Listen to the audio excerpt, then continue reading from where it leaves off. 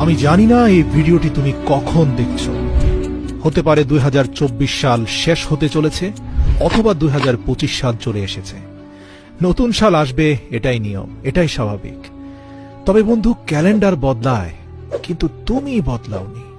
আমি জানি না তোমার গত বছর কেমন ছিল, কিভাবে কেটেছে, কিন্তু বন্ধু, সামনে আসতে চলেছে যে 6টি মাস, আমি গ্যারান্টির সাথে বলতে পারি তোমার লাইফ চ্যালেঞ্জিং হয়ে যেতে পারে, যদি তুমি আজ থেকেই শপথ না করো। হ্যাঁ, আমি তোমাকে বলছি, 6 মাস, 6টি মাসের জন্য উধাও হয়ে যাও। যে লক্ষ্যে তুমি 5 বছরে পৌঁছাতে চাও, তা মাত্র 6 মাসে অ্যাচিভ করে ফেলবে। তোমার মধ্যে ভয়ঙ্কর পরিবর্তন চলে আসবে। বিশ্বাস হচ্ছে না? আজকের তারিখটা তুমি নোট করে নাও, আর ভিডিওর মধ্যে ডুবে যাওয়ার আগে দয়া করে যা কিছু অতিরিক্ত করছো তা বন্ধ করে দাও। 6 মাসের জন্য উধাও হয়ে যাও। সামনে আসতে চলেছে 6 মাসের জন্য ভুলে যাও তোমার দুনিয়াতে বন্ধু আছে। বিশ্বাস করো, কেউ কোথাও যাবে না তোমাকে ছেড়ে। 6 মাসের জন্য দরজা বন্ধ করে দাও, দূরে চলে যাও এসব ডিস্ট্রাকশন থেকে। মানে 6 মাস তোমাকে দুনিয়ার মানুষ থেকে উধাও হয়ে যেতে হবে, নিজেকে আইসোলেট করে ফেলতে হবে, ঠিক যেভাবে করোনা কালে মানুষ আইসোলেশনে চলে যেত, যেখানে শুধু তুমি, তোমার মাইন্ড, বডি আর তোমার লক্ষ্য, তোমার উদ্দেশ্য, তোমার জীবন থাকবে। কি ভাবছো? 6 মাস, এত বেশি সময়? বন্ধু, এটা শুনতে হয়তো অনেক বড় লাগছে, কিন্তু এটাও তো চিন্তা করো যে এটা তুমি তোমার লাইফ আর স্বপ্নের জন্য করছো। এটার মধ্যে যেই আসুক, যত ধরনের মানুষ যত কথাই তোমাকে বুঝাক, যত টাকা পয়সার লোভ আসুক, যে যেইভাবে তোমাকে বুঝাক না কেন, মনে করবে তারা ফালতু কথা বলছে। তোমার বন্ধু নিজের স্বার্থের জন্য তোমাকে কাছে ডাকছে। বিশ্বাস করো, তোমার যাওয়া না যাওয়া নিয়ে কিচ্ছু যায় আসে না। মনে রাখো, এই 6 মাসে তুমি যত মানুষের সাথে থাকবে, তুমি ততই নষ্ট হবে। সব আনন্দের গ্রুপ থেকে লেফট হয়ে যাও, ফালতু মানুষ এড়িয়ে চলো, আর টাইম ওয়েস্ট যারা করে তাদেরকে ব্লক করে দাও জীবন থেকে, ফেসবুক থেকে, ইনস্টাগ্রামের দুনিয়া থেকে বের হয়ে আসো। তোমার কাজ আছে জরুরি, এটা বলে শেষ করো চ্যাটিং। মেসেজ টাইপ করে নিজের সময় নষ্ট করো না। 6 মাস সেলফিশ হয়ে যাও, নিজের কথা চিন্তা করে, নিজের লাইফ, নিজের স্বপ্ন, নিজের লক্ষ্য, নিজের ফ্যামিলির কথা চিন্তা করো। Number 2, speech less, do more. মনে রেখো, খালি পেট আর পয়সা সবসময় আওয়াজ করে বেশি। তোমার অ্যাটিটিউড আর তোমার মোটিভেশনাল স্ট্যাটাসে কিছুই হবে না বন্ধু। কেউ কিছু বলে দিয়েছে আর তার বদলা নেওয়ার জন্য ফেসবুকে তুমি স্ট্যাটাস দিয়েছ, success is the best revenge. Status দিচ্ছ আর দিনভর বিছানায় পড়ে আছো। অন্যকে জানানোর জন্য, অন্যকে দেখানোর জন্য স্ট্যাটাস দেওয়া বন্ধ করো। ফেসবুক, ইনস্টাগ্রামের ফাঁদ থেকে বাইরে আসো। মানুষের সাথে তর্কাতর্কি করা বন্ধ করো। সবাইকে নিজের কথা বলো না। তোমার জীবন হচ্ছে তোমার সবচেয়ে প্রাইভেট পার্ট। সবাইকে নিজের জীবনে ঢুকতে দিও না। কখনো ভেবেছো তোমার মোটিভেশন কেন সবসময় ঠান্ডা হয়ে যায়? কারণ তুমি এমন মানুষদের সাথে থাকো যারা তোমার সব এনার্জি চুষে নিয়ে তোমাকে খালি খোসা বানিয়ে ছেড়ে দেয়। এরকম বন্ধুত্ব থেকে বাইরে আসো। মানুষকে নিয়ে সমালোচনা করা, অন্যকে নিয়ে চিন্তা করা ছেড়ে দাও। যদি তুমি না থাকো, দুনিয়া থেমে যাবে না। তোমার থেকে শ্রেষ্ঠ মানুষটা দুনিয়া থেকে চলে গেছে বলে দুনিয়ার কিচ্ছু যায় আসেনি। তোমার না থাকা নিয়ে কিচ্ছু যায় আসে না। দুনিয়া যেভাবে চলছে সেভাবেই চলতে থাকবে। মরে যাওয়া মানুষকে মানুষ একদিনই ভুলে যায়। কি যায় আসে কে তোমাকে নিয়ে কি ভাবছে না ভাবছে? আর যদি তোমার এতই ফিলিংস হয়, মানুষের কথায় যদি এতই কষ্ট হয়, দয়া করে অনুরোধ করি 3 নম্বর পয়েন্টটা মুখস্থ রাখো। মানে নিজের ফিলিংস গুলোকে জ্বালিয়ে দাও এই 6 মাসের জন্য। এই যে খিটখিটে মেজাজ হয়ে যাচ্ছে, ডিমোটিভেটেড হয়ে যাচ্ছ, মারাত্মক টেনশন হচ্ছে, তাহলে দয়া করে একটা কাগজ নাও আর লেখো কেন তোমার আত্মবিশ্বাস হারিয়ে যাচ্ছে, কেন এত টেনশন তোমার। যত রাগ, অভিমান, নেগেটিভ এক্সপেরিয়েন্স সব কিছু কাগজে লেখো, তারপর আগুন দিয়ে তা জ্বালিয়ে পুড়িয়ে তছনছ করে দাও।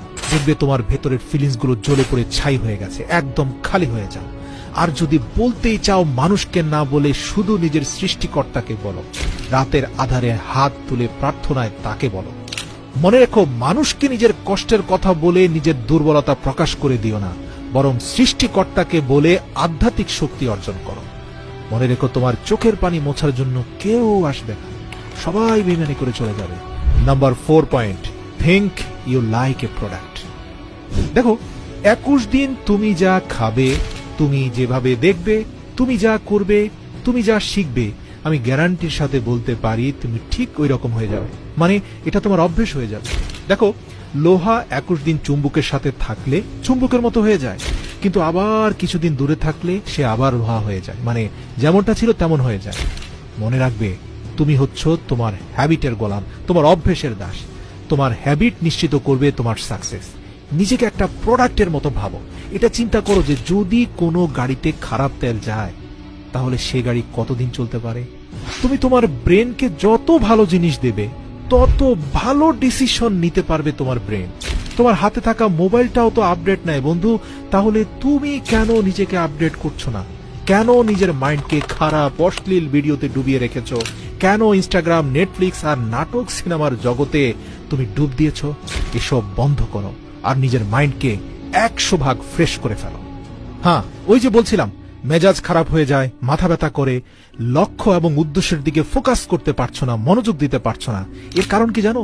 তোমার শরীরকে তুমি ভালো খাবার দিচ্ছ না, যত সব জাঙ্ক ফুড, অস্বাস্থ্যকর খাবার তুমি খাচ্ছ। মনে রেখো, খারাপ তেলে যেমন গাড়ি নষ্ট হয়, খারাপ খাদ্যে তোমার শরীর, তোমার মস্তিষ্কের ক্ষমতা নষ্ট হয়। বিশ্বাস করো, মনোযোগ দিতে না পারলে প্রতি সপ্তাহে 4 দিন রুটি খাওয়ার বদলে কাঁচা বাদাম খাও। এই কাঁচা বাদামের ওমেগা 3 ফ্যাটি অ্যাসিড তোমার ব্রেনের শক্তিকে বাড়ায় কিনা, তোমার মনোযোগের ক্ষমতাকে শক্তিশালী করে কিনা, হাতে নাতে প্রমাণ পেয়ে আমাকে বলো।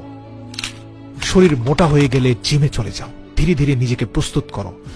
আচ্ছা, তুমি লাইফে কিছু করতে চাও আর সেটা করার জন্য তোমার এনার্জি থাকতে হবে। তোমার শরীরে যদি এত চর্বি থাকে আর যদি তুমি এত দুর্বল হয়ে যাও, তাহলে তুমি সফলতার ধাপগুলো পার হবে কিভাবে? আসছে 6 মাস, নিজেকে পাল্টে ফেলো। খাদ্য অভ্যাস চেঞ্জ করো, বডিকে ভালো কিছু দাও। স্বাদের জন্য খেও না, জীবন্ত খাবার খাও, জীবনকে ভালোবেসে খাও। জিমে যাও, টেস্টোস্টেরন বাড়াও। অনেক বেশি মাসেল হবে, অনেক বেশি টেস্টোস্টেরন বাড়বে। হাই টেস্টোস্টেরন মানে হাই এনার্জি, মোটিভেটেড ফিল করবে টেস্টোস্টেরনের কারণে। তোমার মাইন্ড মানে তোমার ভেতরের জেনারেটর ভালো কাজ করবে, মনে হবে যেন তুমি আকাশে উঠছ। এবার যখন নিজের শরীরকে প্রস্তুত করে ফেলেছ, নোট পেপার নিয়ে লিখে ফেলো তোমার যা যা লক্ষ্য, তোমার সকল স্বপ্ন লিখে ফেলো। 1 বছর কি করতে চাও আলাদা লিখো, 6 মাসে কি করতে চাও আলাদা লিখো, 1 মাস, 1 সপ্তাহ, এমনকি দৈনিক কি করতে চাও তাও লেখো। মনে রেখো, নিজের গোলকে যত ছোট করে অ্যাচিভ করবে তত তাড়াতাড়ি তা অ্যাচিভ হয়ে যাবে। আর যত বেশি অ্যাচিভমেন্ট হবে, তোমার আত্মবিশ্বাসের শক্তি তত তীব্র এবং শক্তিশালী হবে। আচ্ছা, ধরো তুমি ফেসবুকে 10 লক্ষ টাকার পণ্য বিক্রি করতে চাও।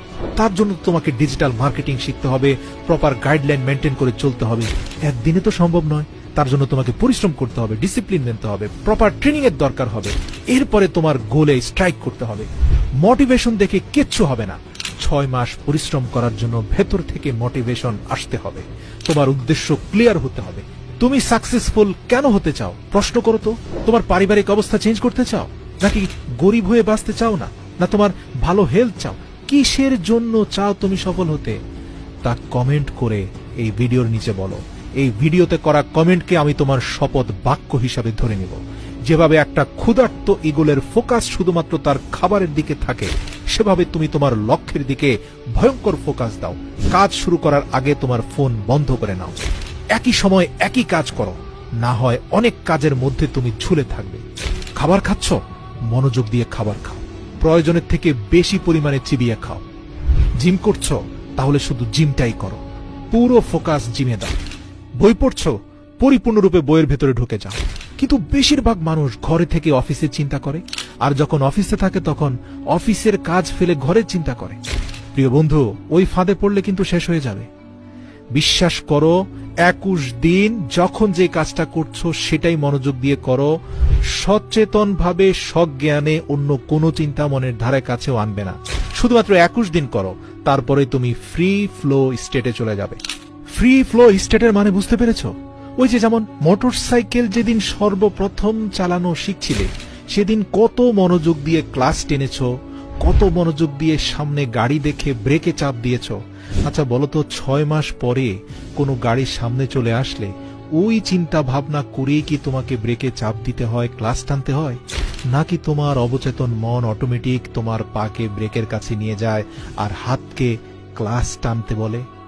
যদি সত্যি সেটা অবচেতন মনই বলে থাকে, তাহলে আমি বলবো এই অবচেতন মনটাকেই তুমি অ্যাক্টিভেট করে ফেলো। এটাই তোমাকে ডিসিপ্লিনের মধ্যে নিয়ে যাবে। মানে তোমার সাবকনশিয়াস মাইন্ডকে শক্তিশালী করতে হবে। মানুষের কথায় যদি কান দাও তাহলে এসব করতে পারবে না। এই 6 মাসের জন্য মানুষ তোমাকে বলবে, আরে তোর কি হয়েছে, তুই তো দেখছি পাগল হয়ে গেছিস, বদলে গেছিস, এরকম হাজার কথা তোমাকে বলবে। তোমাকে কিন্তু তোমার নিজের কথাটাই শুনতে হবে। মনে রাখবে, তুমি এই 6 মাস কোথায় পালিয়েছ, কি হয়েছে তোমার, এর জবাব মুখ দিয়ে নয়, তোমার পরিবর্তন দিয়ে দিতে হবে। সত্যি বলছি, এই ভিডিওতে বলা প্রত্যেকটি ধাপ যদি যথাযথভাবে অনুসরণ করে তোমার সর্বোচ্চ শক্তি দিয়ে চেষ্টা করো, তাহলে 6 মাসে তোমার জীবন কমপ্লিটলি ট্রান্সফর্ম হতে পারে। আর মনে রাখবে, এটা অর্জন করার জন্য তোমার মাইন্ড কিন্তু পজিটিভ হতে হবে। তুমি যদি আত্মবিশ্বাসহীন হও, নেগেটিভ হও, তাহলে বন্ধু লক্ষ্যে পৌঁছাতে পারবে না। প্রতিটা স্তর স্টেপ বাই স্টেপ বলার পরেও যদি তুমি না পারো, তাহলে আর কিছুই করার থাকবে না। কমেন্টে লিখো তোমার শপথ বাক্য, কেন তুমি নিখোঁজ হচ্ছ 6 মাসের জন্য। সযত্নে থেকে যাবে এই কমেন্ট। 6 মাস পরে এসে দেখে যেও তুমি কি শপথ বাক্য উচ্চারণ করেছিলে এখানে।